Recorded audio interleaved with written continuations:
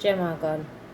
परमात्मा के करे न्याय को कभी भी कोसना नहीं चाहिए। वो जो करते हैं वो सर्वश्रेष्ठ, सबसे बेहतर और सबसे बढ़िया करते हैं। हमेशा उनके किए का इंसान को सम्मान करना चाहिए। एक बार राजा चित्रकेतु के महल में अंगिरा ऋषि का आगमन हुआ। राजा ने उनसे पुत्र प्राप्ति के लिए प्रार्थना की।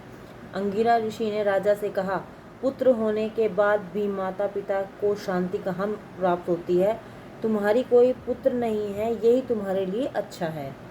राजा के मन में संसार के कई चित्र जमे हुए थे।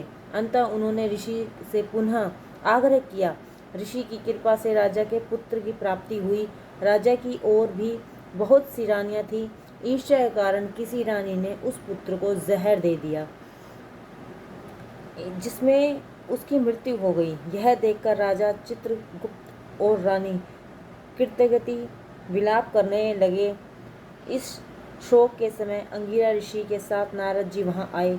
पुत्र की मृत्यु पर राजा रानी को विलाप करते देखकर नारद जी ने उन्हें उपदेश दिया कि अब पुत्र के लिए विलाप करना व्यर्थ है।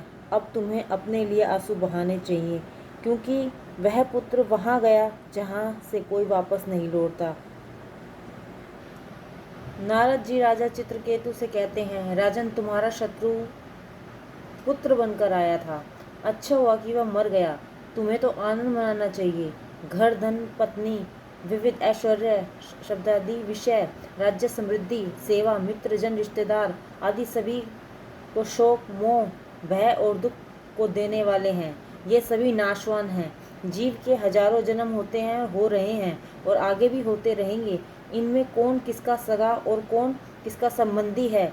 जिस प्रकार जल प्रवाह में बालू के कण कभी एक साथ इकट्ठे हो जाते हैं और फिर कभी बिखर जाते हैं, उसी प्रकार समय के प्रवाह से संसार के सभी प्राणी इकट्ठे होते हैं और बिछड़ जाते हैं।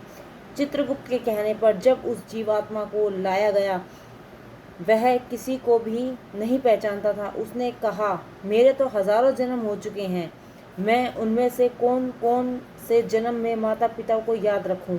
और यह कहकर वह जीवात्मा चली गई। जब नारद जी ने कहा, राजन, तुम किसके लिए रो रहे हो? वो तो तुम्हारी ओर दृष्टि डालने के लिए भी तैयार नहीं है, फिर भी तुम उसके लिए विलाप कर रहे हो।